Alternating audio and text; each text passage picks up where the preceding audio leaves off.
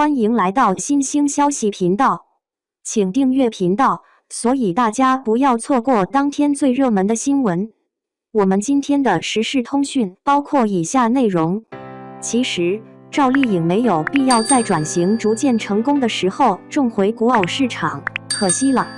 赵丽颖和林更新主演的古偶《与凤航》，可以说从官宣阵容到杀青再到播出，都备受关注。从制作配置方面出发，这部剧的导演是邓科，其执导的《赘婿成绩》《喜人折腰》和《大凤打更人》等更是备受期待。邓科也可以说是古装剧集中比较有名气地位的导演之一，大家对他的导演水平充满信心。从演员阵容方面出发，赵丽颖和林更新的再次合作也让人十分惊喜。当初他们两个主演的古偶《楚乔传》播出之后取得了喜人的成绩，因为是开放式结局，所以大家更是期待着两个人的再次合作。有名导坐镇，又有热度、国民度和口碑都不错的85花赵丽颖主演《与凤航》首播的成绩的确不同凡响。该剧的站内热度很快突破3万，与之相关的话题更是频频登上社交平台的热搜榜单。开播一炮打响，就在大家期待着《与凤航》成为2024年首部爆款剧集的时候，却发现该剧的热度、话题度和讨论度却开始下降，再也不复开播当天的盛况。和热度一起下滑的还有主演的口碑，其中女主演赵丽颖的演技还受到了质疑。有观众直言，虽然大家总说赵丽颖保养得好，剧里好看什么的，但是她的疲惫感和年龄感是非常明显的，眼神永远是空洞飘忽的。总的来说，就是赵丽颖的眼神很空洞。从《与凤航》中的表演就能够看出来，赵丽颖在其中总是给人一种木然的感觉，她站在那里的样子呆呆的，很多时候都让人读不懂她眼神中的情感，甚至是觉得她的眼神里没有情感，非常空洞，没有神采。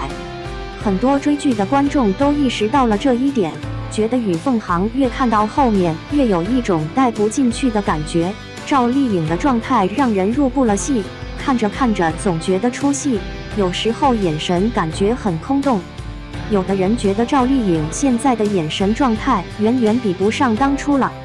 众所周知，《与凤航》是赵丽颖和林更新继《楚乔传》之后的二搭。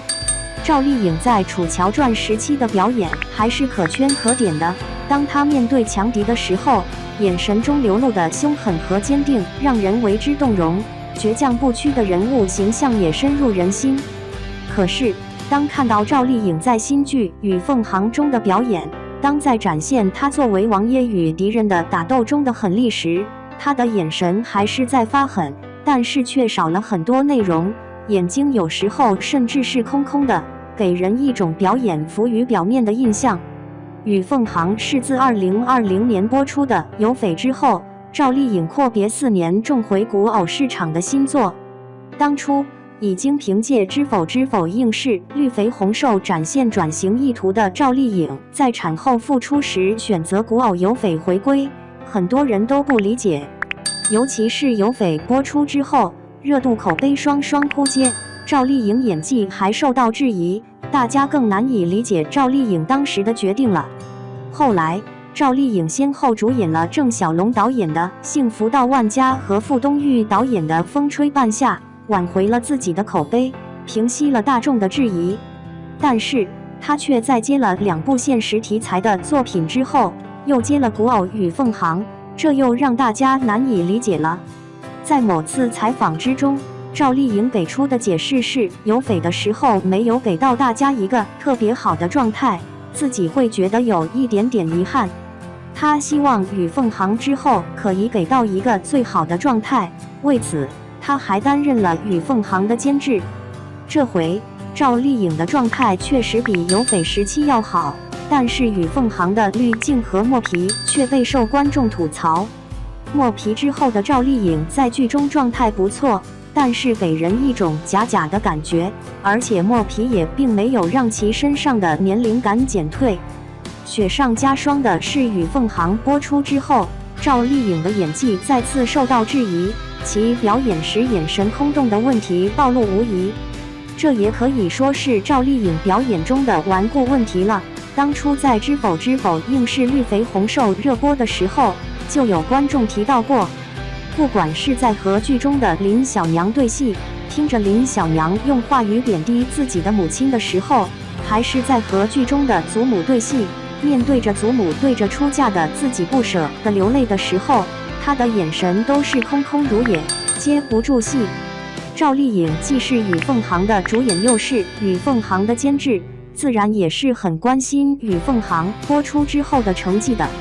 在与凤航开播之后的这几天时间里，她积极营业，为新剧宣传，但却没想到反而暴露了自己的又一缺点，被嘲视文盲。事情的起因是赵丽颖接连几条的宣传文案中都出现了错别字，开播当天即将在看审离了吗打成了在看审离了吗，后来又把图片中的感动的感字写错，近日又把灵界打成了灵界，一周错了3次字，让人为其的知识水平担忧。尽管赵丽颖营业频繁，宣传到位，但是与凤航的热度、讨论度和收视率依旧在下滑。